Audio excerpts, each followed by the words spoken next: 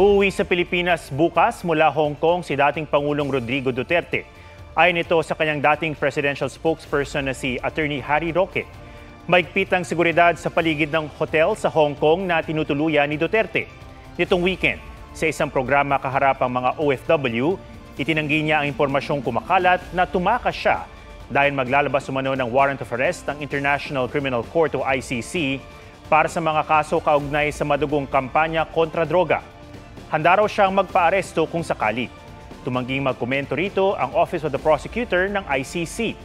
Pero anila, gumugulong ang investigasyon sa mga krimeng naganap sa Pilipinas mula 2011 hanggang 2019, kaugnay sa war on drugs.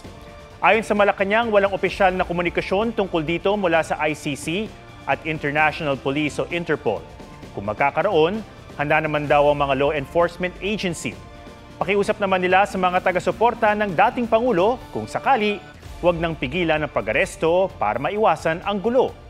Ayon naman sa Justice Department, sakaling may notice ay tatanggapin niya ng National Central Bureau na binubuo ng PNP, Bureau of Immigration at NBI.